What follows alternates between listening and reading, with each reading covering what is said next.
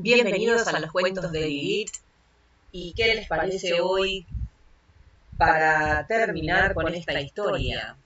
Aún a pesar de que este es el último capítulo, tenemos un epílogo. Así que mañana vamos a finalizar realmente la historia. Pero bueno, hoy estamos en el último capítulo, en el capítulo 11, donde nos vamos a enterar de la verdad, si realmente los rehenes que quedan son liberados o no. Así que no los hago esperar más, el ansia me carcome, quiero saber qué sucede. Les comento una vez más que las imágenes fueron creadas con inteligencia artificial, los hice con Bing, ya saben, la inteligencia de Microsoft, que es muy divertida, muy buena, y bueno, espero que les gusten las imágenes. Comencemos entonces. Capítulo 11. Maruja oyó el comunicado de los extraditables el domingo 19 de mayo a las 7 de la noche.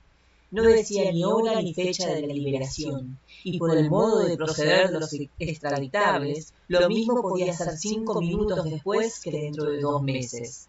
El mayordomo y su mujer irrumpieron en el cuarto dispuestos para la fiesta. «Ya esto se acabó», gritaron. «Hay que celebrarlo». Trabajo le costó a Maruja convencerlos de que esperaran la orden oficial por boca de algún emisario directo de Pablo Escobar. La noticia no la sorprendió, pues en las últimas semanas había recibido señales inconfundibles de que las cosas iban mejor de como las supuso cuando le llegaron con la promesa descorazonadora de alfombrar el cuarto. En las emisiones recientes de Colombia los reclama, aparecían cada vez más amigos y actores populares. Con el optimismo renovado, Maruja seguía las telenovelas con tanta atención que creyó descubrir mensajes cifrados hasta en las lágrimas de glicerina de los amores imposibles. Las noticias del padre García Herreros, cada día más espectaculares, hicieron evidente que lo increíble iba a suceder. Maruja quiso ponerse la ropa con que había llegado, previendo una liberación intempestiva que la hiciera aparecer frente a las cámaras con la triste sudadera de secuestrada. Pero la falta de nuevas noticias en la radio y la desilusión del mayordomo, que esperaba la orden oficial antes de dormirse, la pusieron en guardia contra el ridículo, aunque solo fuera ante sí misma. Se tomó una dosis alta de somníferos y no despertó hasta el día siguiente, lunes, con la impresión pavorosa de no saber quién era ni dónde estaba. A Villamizar no lo había inquietado ninguna duda, pues el comunicado de Escobar era inequívoco.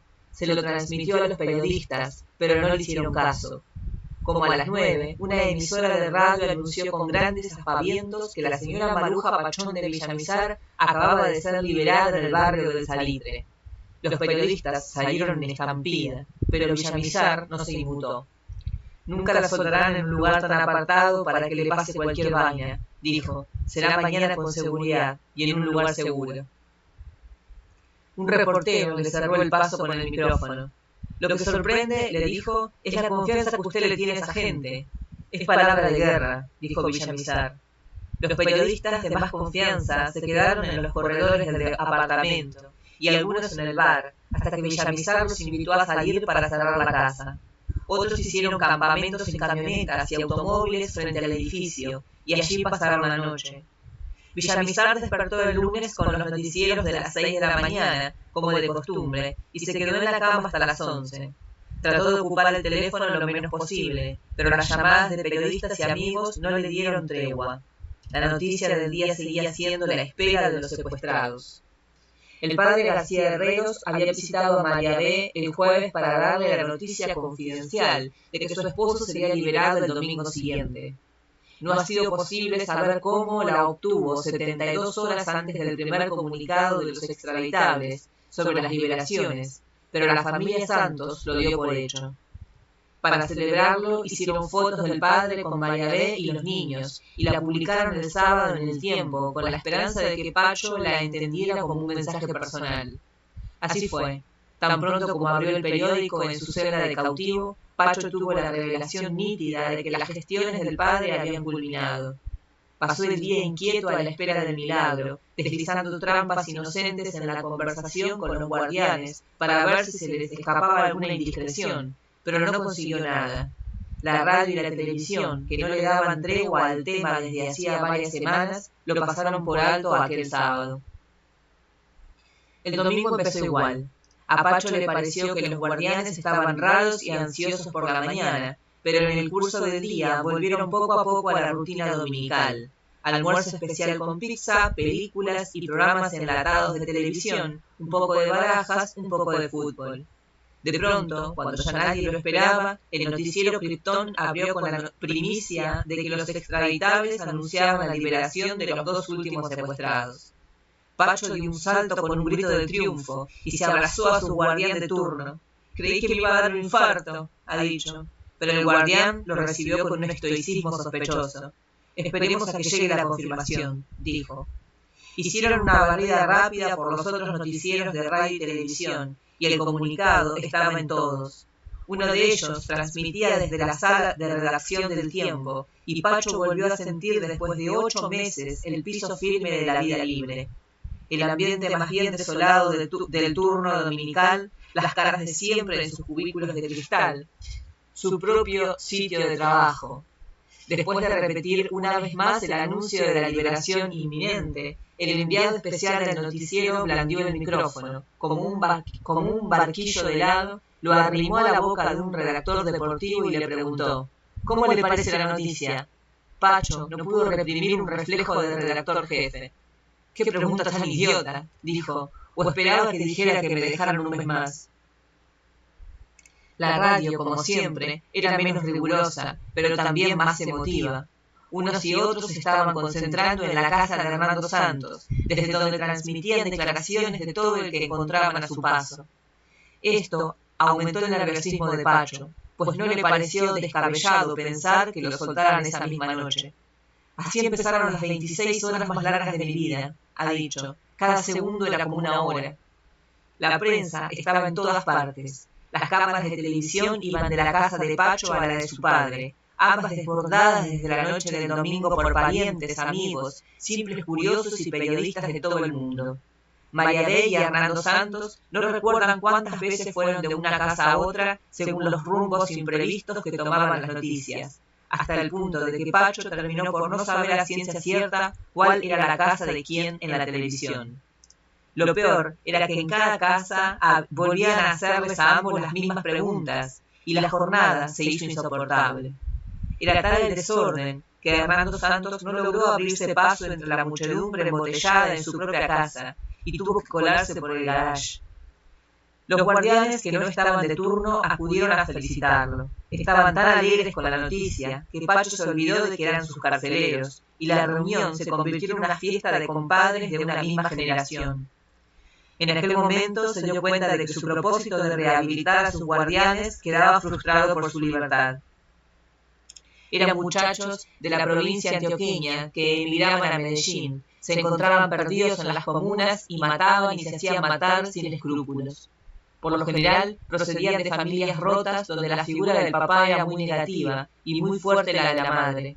Estaban acostumbrados a trabajar por un ingreso muy alto y no tenían el sentido del dinero. Cuando por fin logró dormir, Pacho tuvo el sueño terrorífico de que era libre y feliz, pero de pronto abrió los ojos y vio el mismo techo de siempre. El resto de la noche lo pasó atormentado por el gallo loco, más loco y cercano que nunca, y sin saber a ciencia cierta dónde estaba la realidad. A las 6 de la mañana, lunes, la radio confirmó la noticia sin ninguna pista sobre la hora de la posible liberación. Al cabo de incontables repeticiones del boletín original, se anunció que el padre García Herreros daría una conferencia de prensa a las 12 del día, después de una entrevista con el presidente Gaviria. «Ay, Dios mío», se dijo Pacho, «ojalá este hombre que tanto ha hecho por nosotros no la vaya a embarrar a última hora». A la 1 de la tarde le avisaron que sería liberado, pero no supo nada más hasta después de las 5. Cuando uno de los jefes enmascarados le avisó sin emoción que, de acuerdo con el sentido publicitario de Escobar, Maruja saldría a tiempo para el noticiero de las 7 y él para el noticiero de las 9:30. La mañana de Maruja había sido más entretenida. Un jefe de segunda entró en el cuarto como a las 9 y le precisó que la liberación iba a ser en la tarde. Le contó además algunos pormenores de las gestiones del padre García Herreros, tal vez con el propósito de hacerse perdonar una injusticia que había cometido en una visita reciente, cuando Maruja le preguntó si su suerte estaba en manos del padre García Herreros. El hombre le había contestado con un punto de burla. No se preocupe, usted está mucho más segura. Maruja se dio cuenta de que él había interpretado mal la pregunta, y se apresuró a aclararle que siempre tuvo un gran respeto por el padre. Es cierto que al principio no ponía atención a sus prédicas de televisión, a veces confusas e inescrutables, pero desde el primer mensaje a Escobar comprendió que tenía que ver con su vida, y lo vio con mucha atención noche tras noche. Había seguido el hilo de sus gestiones, sus visitas a Medellín, el progreso de sus conversaciones con Escobar, y no dudaba de que estaba en el camino recto.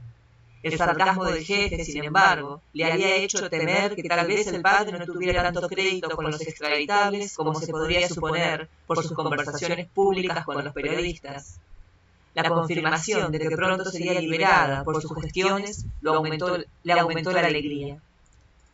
Al cabo de una conversación breve sobre el impacto de las liberaciones en el país, ella le preguntó por el anillo que le habían quitado en la primera casa la noche del secuestro. Usted tranquila, dijo él, todas sus cosas están seguras. Es que estoy preocupada, dijo, porque el anillo no me lo quitaron aquí, sino en la primera casa en que estuvimos, y al tipo que se quedó con él no lo volvimos a ver. ¿No fue usted? Yo no, dijo el hombre, pero ya le dije que esté tranquila, porque sus prendas están ahí. Yo las he visto. La mujer del mayordomo se ofreció para comprarle a Maruja cualquier cosa que le hiciera falta. Maruja le encargó pestañina, lápiz de labios y de cejas, y un par de medias para reemplazar las que se le habían roto la noche del secuestro. Más tarde entró el marido preocupado por la falta de nuevas noticias de la liberación, y temía que hubieran cambiado de planes a última hora, como ocurría a menudo. Maruja, en cambio, estaba tranquila. Se bañó y se puso la misma ropa que llevaba la noche del secuestro, salvo la chaqueta color crema que se pondría para salir. Durante todo el día las emisoras de radio sostuvieron el interés con especulaciones sobre la espera de los secuestrados, entrevistas con sus familias, rumores sin confirmar que al minuto siguiente eran superados por otros más ruidosos. Pero nada en firme. Maruja oyó las voces de hijos y amigos con un júbilo prematuro, amenazado por la incertidumbre. Volvió a ver su casa redecorada y al marido departiendo a gusto entre escuadrones de periodistas aburridos de esperarla. Tuvo tiempo para observar mejor los detalles de decoración que le habían chocado la primera vez, y se le mejoró el humor. Los guardianes hacían pausas en la limpieza frenética para escuchar y ver los noticieros, y trataban de darles aliento, pero los conseguían menos a medida que avanzaba la tarde. El presidente Gaviria había despertado sin despertar a las 5 de la mañana de su lunes número 41 en la presidencia. Se levantaba sin encender la luz para no despertar a Ana Milena, que a veces se acostaba más tarde que él, y ya afeitado, bañado y vestido para la oficina, se sentaba en una sillita de llevar y traer que mantenía fuera del dormitorio, en un corredor helado y sombrío, para oír las noticias sin despertar a nadie. La radio la escuchaba en un receptor de bolsillo que se ponía en el oído a volumen muy bajo. Los periódicos los repasaba con una mirada rápida desde los titulares hasta los anuncios, e iba recortando sin tijeras las cosas de interés para tratarlas después, según el caso, con sus secretarios, consejeros y ministros. En una ocasión fue una noticia sobre algo que debía hacerse y no se había hecho, y le mandó el recorte al ministro respectivo con una sola línea escrita deprisa en el margen. ¿Cuándo demonios va el ministerio a resolver este lío? La solución fue instantánea.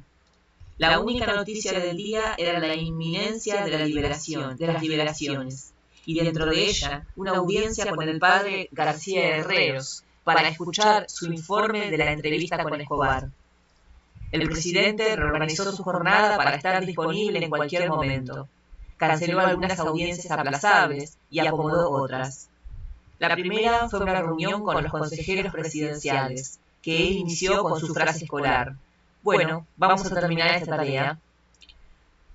Varios de los consejeros acababan de regresar de Caracas, donde el viernes anterior habían sostenido una charla con el reticente general Maza Márquez, en la que el consejero de prensa, Mauricio Vargas, había expresado su preocupación de que nadie, ni dentro ni fuera del gobierno, tenía una idea clara de para dónde iba en realidad Pablo Escobar.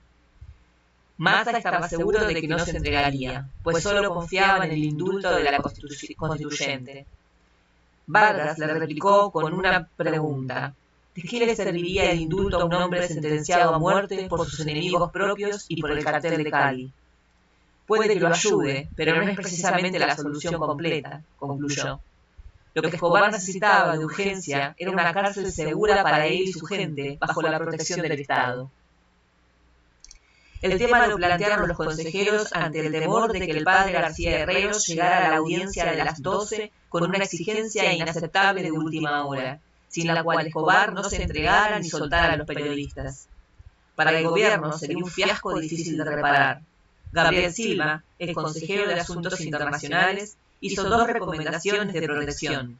La primera, que el presidente no estuviera solo en la audiencia, y la segunda, que se sacara un comunicado lo más completo posible tan pronto como terminara la reunión para evitar especulaciones. Rafael Pardo, que había volado a Nueva York el día anterior, estuvo de acuerdo por teléfono. El presidente recibió al padre García Herreros en audiencia especial a las 12 del día. De un lado estaba el padre con 2 sacerdotes de su comunidad y Alberto Villamizar con su hijo Andrés. Del otro, el presidente con el secretario privado, Miguel Silva, y con Mauricio Vargas. Los servicios informativos de Palacios tomaron fotos y videos para dárselos a la prensa si las cosas salían bien. Si no salían bien, al menos no le quedarían a la prensa los testimonios del fracaso. El padre, muy consciente de la importancia del momento, le contó al presidente los pormenores de la reunión con Escobar. No tenía la menor duda de que iba a entregarse y a liberar a los rehenes, y respaldó sus palabras con las notas escritas a 4 manos. El único elemento condicionante era que la cárcel fuera la de Envigado y no la de Itagüí, por razones de seguridad argumentadas por el propio Escobar. El presidente leyó los apuntes y se los devolvió al padre. Le llamó la atención que Escobar no prometía liberar a los secuestrados, sino que se comprometía a gestionarlo ante los extraditables. Villamizar le explicó que era una de las tantas precauciones de Escobar. Nunca admitió que tuviera a los secuestrados para que no sirviera como prueba en contra suya. El padre preguntó qué debía hacer si Escobar le pedía que lo acompañara para entregarse. El presidente estuvo de acuerdo en que fuera.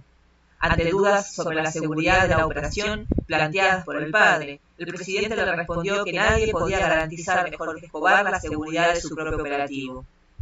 Por último, el presidente le señaló al padre, y a los acompañantes de este lo apoyaron, que era importante reducir al mínimo las declaraciones públicas, no fuera que todo se dañara por una palabra inoportuna. El padre estuvo de acuerdo, y alcanzó a hacer una velada oferta final. Yo he querido con esto prestar un servicio, y quedo a sus órdenes si me necesitan para algo más, como buscar la paz con ese otro señor cura. Fue claro para todos que se refería al cura español Manuel Pérez, comandante del Ejército Nacional de Liberación. La reunión terminó a los 20 minutos, y no hubo comunicado oficial. Fiel a su promesa, el padre García Herreros dio un ejemplo de sobriedad en sus declaraciones a la prensa. Maruja vio la conferencia de prensa del padre y no encontró nada nuevo.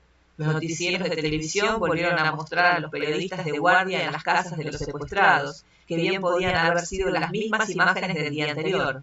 También Maruja repitió la jornada de ayer minuto a minuto, y le sobró tiempo para ver las telenovelas de la tarde. Damaris, reanimada por el anuncio oficial, le había concedido la gracia de ordenar el menú del almuerzo, como los condenados a muerte en la víspera de la ejecución. Maruja dijo sin intención de burla que quería cualquier cosa que no fueran lentejas. Al final se le enredó el tiempo, Damaris no pudo ir de compras y solo hubo lentejas con lentejas para el almuerzo de despedida. Pacho, por su parte, se puso la ropa que llevaba el día del secuestro, que le quedaba estrecha por el aumento de peso del sedentarismo y la mala comida, y se sentó a oír las noticias y a fumar, encendiendo un cigarrillo con la colilla del otro. Oyó toda clase de versiones sobre su liberación. Oyó las rectificaciones, las mentiras puras y simples de sus colegas atolondrados por la tensión de la espera. Oyó que lo habían descubierto comiendo de incógnito en un restaurante y era un hermano suyo. Releyó las noticias editoriales, los comentarios, las informaciones que había escrito sobre la actualidad para no olvidar el oficio, pensando que las publicaría al salir como un testimonio del cautiverio. Eran más de 100. Leyó una a sus guardianes, escrita en diciembre, cuando la clase política tradicional comenzó a despotricar contra la legitimidad de la Asamblea Constituyente. Pacho la fustigó con una energía y un sentido de independencia que sin duda eran producto de las reflexiones del cautiverio. Todos sabemos cómo se obtienen votos en Colombia y cómo muchos de los parlamentarios salieron elegidos, decía en una nota.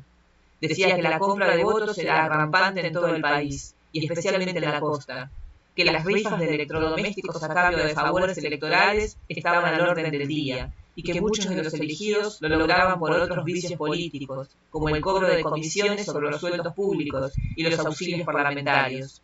Por eso, decía, los elegidos eran siempre los mismos con las mismas que, ante la posibilidad de perder sus privilegios, ahora lloran a gritos.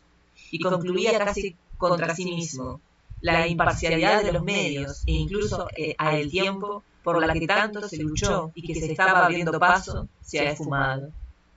Sin embargo, la más sorprendente de sus notas fue la que escribió sobre las reacciones de la clase política contra el M-19, cuando éste obtuvo una votación de más del 10% para la Asamblea Constituyente. La agresividad política contra el M-19, escribió, su restricción, por no decir discriminación, en los medios de comunicación, muestra que tan lejos estamos de la tolerancia y cuánto nos falta para modernizar lo más importante, la mente. Decía que la clase política había celebrado la participación electoral de los antiguos guerrilleros solo por parecer democrática, pero cuando la votación superó el 10%, se desató en denuestos en su contra.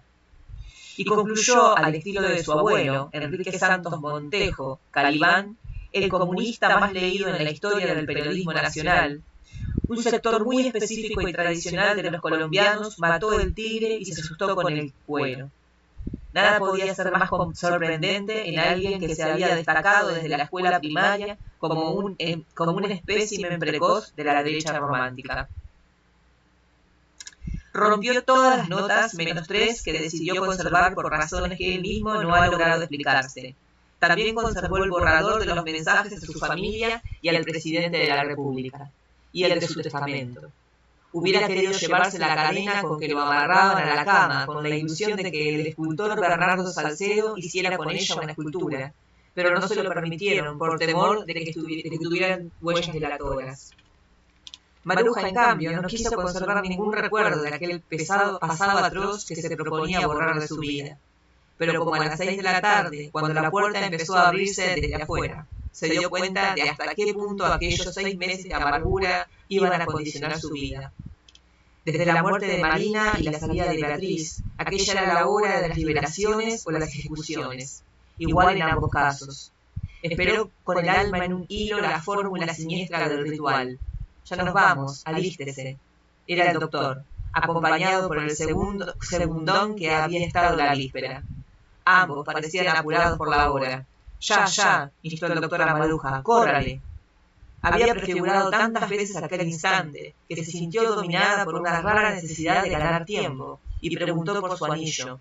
Se lo mandé con su cuñada, dijo el segundón. No es cierto, contestó Maruja con toda calma. Usted me dijo que lo había visto después. Más que el anillo, lo que le interesaba entonces era poner al otro en evidencia frente a su superior. Pero éste se hizo el desentendido, bajo la presión del tiempo. El mayordomo y su mujer le llevaron a Maruja el talego con los objetos personales y los regalos que le habían dado los distintos guardianes a lo largo del cautiverio: tarjetas de Navidad, la sudadera, la toalla, revistas y algún libro. Los muchachos mansos que la habían atendido en los últimos días no tenían nada más que para darle que medallas y estampas de santos, y le suplicaban que rezaran por ellos, que se acordara de ellos, que hiciera algo para sacarlos de la mala vida. Todo lo que quieran, les dijo Maruja. Si alguna vez me necesitan, búsquenme y yo los ayudo. El doctor no quiso ser menos. ¿Qué le puedo dar yo de recuerdo?, se dijo, esculcándose los bolsillos. Sacó una cápsula de 9 milímetros y se la dio a Maruja. Tome, le dijo, más en serio que en broma, la bala que no le metimos. No fue fácil rescatar a Maruja de los abrazos del mayordomo y de Damaris, que se levantó la máscara hasta la nariz para besarla y pedirle que no la olvidara. Maruja sintió una emoción sincera. Era, a fin de cuentas, el final de los días más largos y atroces de su vida, y el minuto más feliz. Le pusieron una capucha que debía ser la más sucia y pestilente que encontraron. Se la pusieron al revés, con los agujeros de los ojos en la nuca, y no pudo eludir el recuerdo de que así se la habían puesto a Malina para matarla. La llevaron arrastrando los pies en las tinieblas hasta un automóvil tan confortable como el que usaron para el secuestro, y la sentaron en el mismo lugar, en la misma posición y con las mismas precauciones, la cabeza apoyada en las rodillas de un hombre para que no la vieran desde fuera. Le advirtieron que había varios retenes de policía y que si los paraban en alguno, Maruja debía quitarse la capucha y portarse bien. A la 1 de la tarde, Villamizar había almorzado con su hijo Andrés. A las 2:30 se acostó para la siesta y completó el sueño atrasado hasta las 5:30. A las 6 acababa de salir de la ducha y empezaba a vestirse para esperar a la esposa cuando sonó el teléfono. Descolgó la extensión de la mesa de noche y solo alcanzó a decir, a ver, una voz anónima lo interrumpió. Llegará unos minutos después de las 7. Ya están saliendo. Colgó. Fue un anuncio imprevisto que Villamizar agradeció. Llamó al portero para asegurarse de que su automóvil estaba en el jardín y el chofer dispuesto. Se vistió de oscuro con corbata de rombos claros para recibir a la esposa. Quedó más esbelto que nunca, pues había bajado 4 kilos en 6 meses. A las 7 de la noche apareció en la sala para charlar con los periodistas mientras llegaba Maruja. Allí estaban los 4 hijos de ella y Andrés, el de ambos. Solo faltaba Nicolás, el músico de la familia, que llegaría de Nueva York dentro de unas horas. Villamizar se sentó en el sillón más cercano del teléfono. Maruja estaba entonces a unos 5 minutos de ser libre. Al contrario de la noche del secuestro, el viaje hacia la libertad fue rápido y sin tropiezos. Al principio habían ido por un sendero destapado con vueltas y revueltas nada recomendables para un automóvil de lujo.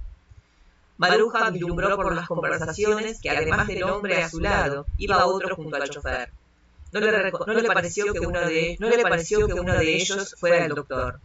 Al cabo de un cuarto de hora, la obligaron a acostarse en el piso y se detuvieron unos 5 minutos, pero ella no supo por qué. Luego salieron a una avenida grande y ruidosa con el tráfico espeso de las 7 y tomaron sin contratiempo una segunda avenida. De pronto, cuando no habían transcurrido más de 3/4 de hora en total, el automóvil frenó en seco. El hombre junto al chofer le dio a Maruja unas órdenes desesperadas. «Ya, bájese rápido». El que iba junto a ella trató de sacarla del automóvil. Maruja resistió. «No veo nada», gritó. Quiso quitarse la venda, pero una mano brutal se lo impidió. «Espere 5 minutos antes de quitársela», le gritó. La bajó del automóvil con un empellón. Maruja sintió el vértigo del vacío, el horror, y creyó que la habían tirado a un abismo. El suelo firme le devolvió el aliento. Mientras esperaba a que el carro se alejara, sintió que estaba en una calle de poco tránsito. Con toda precaución se quitó la venda, vio las casas entre los árboles con las primeras ventanas iluminadas, y entonces conoció la verdad de ser libre. Eran las 7:29 y habían pasado 193 días desde la noche en que la secuestraron. Un automóvil solitario se acercó por la avenida, dio una vuelta completa y estacionó en la acera contraria, justo frente a Maruja. Ella pensó, como Beatriz en su momento, que una casualidad así no era posible. Aquel carro tenía que ser enviado por los secuestradores para garantizar el final del rescate. Maruja se acercó a la ventanilla del conductor. «Por favor», le dijo, «soy Maruja Pachón, acaban de liberarme». Solo deseaba que la ayudaran a conseguir un taxi, pero el hombre dio un grito. Minutos antes, escuchando en la radio las noticias de las liberaciones inminentes, se había dicho, «¿Qué tal que me encontrara con Francisco Santos buscando un carro?». Maruja estaba ansiosa de ver a los suyos, pero se dejó llevar hasta la casa del enfrente para hablar por teléfono. La dueña de la casa, los niños, todos la abrazaban a gritos cuando la reconocieron. Maruja se sentía anestesiada, y cuanto ocurría a su alrededor le parecía un engaño más de los secuestradores. El hombre que la había recogido se llamaba Manuel Caro, y era yerno del dueño de la casa, Augusto Borrero, cuya esposa era una antigua activista del nuevo liberalismo que había trabajado con Maruja en la campaña electoral de Luis Carlos Galán. Pero Maruja veía la vida desde afuera, como en una pantalla de cine. Pidió un aguardiente, nunca supo por qué, y se lo tomó de un golpe. Entonces llamó por teléfono a su casa, pero no recordaba bien el número, y se equivocó en 2 intentos. Una voz de mujer contestó al instante. ¿Quién es?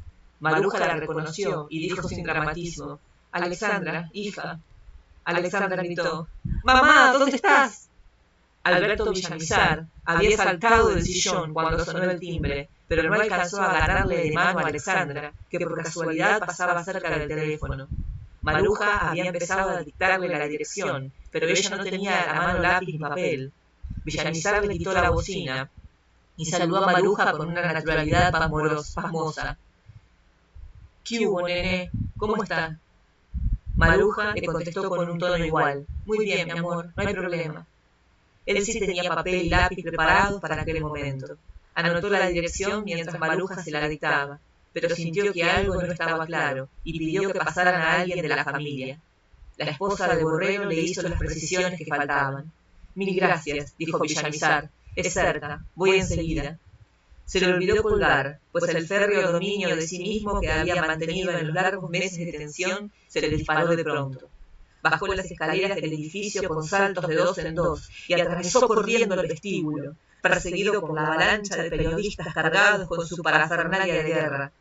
Otros en sentido contrario estuvieron a punto de atropellarlo en el portal.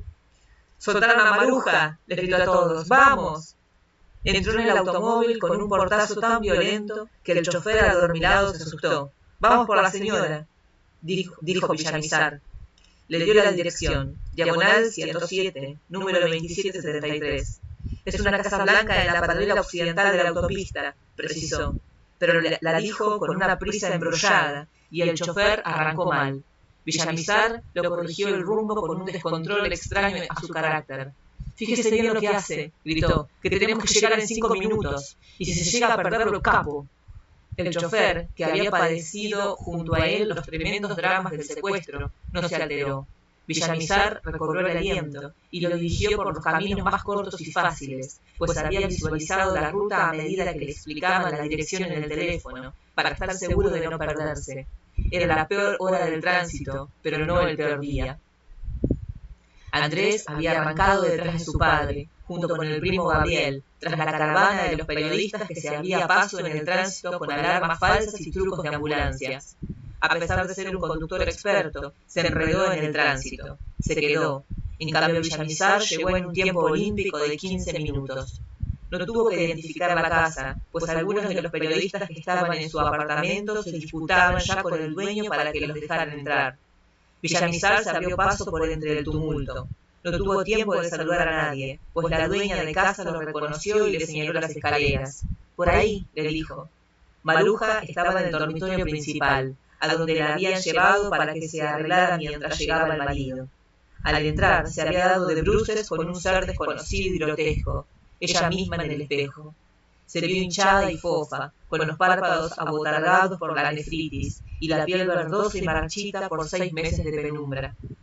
Villamizar subió en 2 trancos, abrió la primera puerta que encontró y era la de los niños, con muñecas y bicicletas. Entonces abrió la puerta de enfrente y vio a Maruja sentada en la cama con la chaqueta de cuadros que llevaba cuando salió de su casa el día del secuestro. Y recién maquillada para él. Entró como un trueno, ha dicho Maruja. Ella le saltó el cuello y se dieron un abrazo intenso, largo y mudo. Lo sacó del éxtasis el estruendo de los periodistas que lograron romper la resistencia del dueño y entraron en tropel a la casa. Maruja se asustó. Villamizar sonrió divertido. Son tus colegas, le dijo. Maruja se consternó. Tenía 6 meses de no verme en el espejo, dijo. Sonrió a su imagen y no era ella.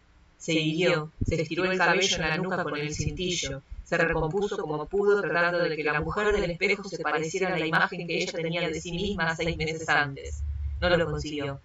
«Estoy horrenda», dijo, y le mostró al marido los dedos deformados por la hinchazón. «No me había dado cuenta, porque me quitaron el anillo». «Estás perfecta», le dijo Villamizar. La abrazó por el hombro y la llevó a la sala. Los periodistas los asaltaron con cámaras, luces y micrófonos. Maruja quedó encandilada. «Tranquilos, muchachos», les dijo, «en el apartamento hablaremos mejor». Fueron sus primeras palabras. Los noticieros de las 7 de la noche no dijeron nada, pero el presidente Gaviria se enteró minutos después por un monitoreo de radio que Maruja Pachón había sido liberada. Arrancó hacia su casa con Mauricio Vargas, pero dejaron listo el comunicado oficial de la liberación de Francisco Santos, que debía ocurrir de un momento a otro. Mauricio Vargas lo había leído en voz alta frente a las grabadoras de los periodistas, con la condición de que no lo transmitieran mientras no se diera la noticia oficial. A esa hora Maruja estaba viajando hacia su casa. Poco antes de que llegara, surgió un rumor de que Pacho Santos había sido liberado, y los periodistas soltaron el perro amarrado del comunicado oficial que salió en estampida con ladrillos de júbilo por todas las emisoras. El presidente y Mauricio Vargas lo oyeron en el carro y celebraron la idea de haberlo grabado. Pero 5 minutos después, la noticia fue rectificada. «Mauricio», exclamó Gaviria, «¡qué desastre!». Sin embargo, lo único que podían hacer entonces era confiar en que la noticia sucediera como ya estaba dada. Mientras tanto, ante la imposibilidad de quedarse en el apartamento de Villamizar por la muchedumbre que estaba dentro, permanecieron en el de Asenés Velázquez, un piso más arriba, para esperar la verdadera liberación de Pacho después de 3 liberaciones falsas. Pacho Santos había oído la noticia de la liberación de Maruja, la prematura de la suya y la pifia del gobierno. En ese instante entró en el cuarto el hombre que le había hablado en la mañana y lo llevó del brazo y sin venda hasta la planta baja. Allí se dio cuenta de que la casa estaba vacía, y uno de sus escoltas le informó muerto de risa que se habían llevado los muebles en un camión de mudanza para no pagar el último mes de alquiler. Se despidieron todos con grandes abrazos y le agradecieron a Pacho lo mucho que habían aprendido de él. La réplica de Pacho fue sincera. «Yo también aprendí mucho de ustedes». En el garage le entregaron un libro para que se tapara la cara fingiendo que leía y le cantaron las advertencias.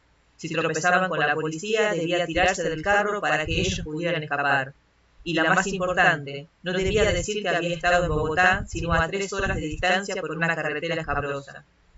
Por una razón tremenda, ellos sabían que Pacho era bastante perspicaz para haberse formado una idea de la dirección de la casa, y no debía revelarla, porque los guardianes habían convivido con el vecindario sin precaución alguna durante los largos días del secuestro.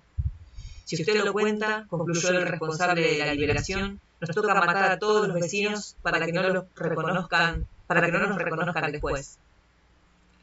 Frente a la caseta de policía de la avenida Boyacá, con la calle 80, el carro se apagó.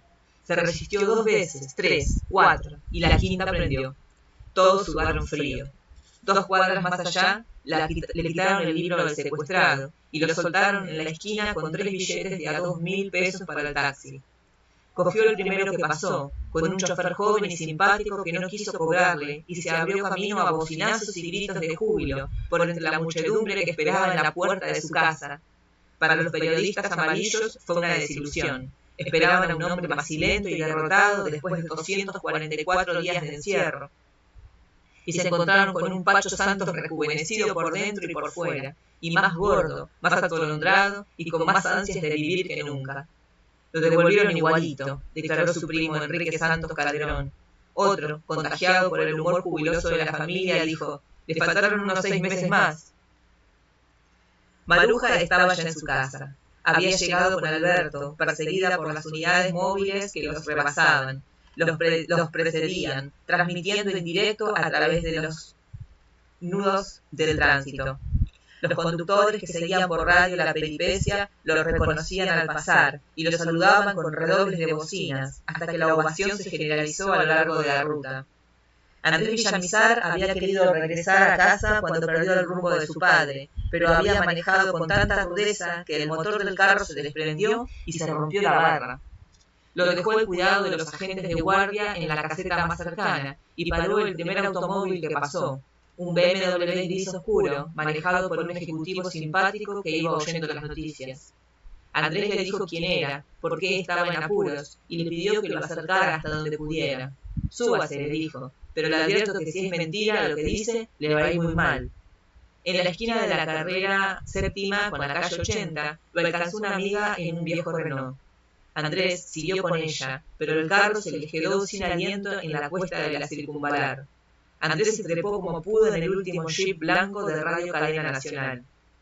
La cuesta que conducía a la casa estaba bloqueada por los automóviles y la muchedumbre de vecinos que se echaban a la calle. Maruja y Villamizar decidieron entonces abandonar el automóvil para caminar los 100 metros que le faltaban y descendieron sin advertirlo en el sitio mismo donde la habían secuestrado. La primera cara que reconoció Maruja entre la muchedumbre enardecida fue la de María del Rosario Ortiz, creadora y directora de Colombia los reclama, que por primera vez desde su fundación no transmitió esa noche por falta de tema. Enseguida vio a Andrés, que había saltado como pudo de la camioneta y trataba de llegar hasta su casa en el momento en que un oficial de la policía, alto y apuesto, ordenó cerrar la calle. Andrés, por inspiración pura, lo miró a los ojos y dijo con voz firme: «Soy Andrés». El oficial no sabía nada de él, pero lo dejó pasar. Maruja lo reconoció cuando corría hacia ella y se abrazaron en medio de los aplausos.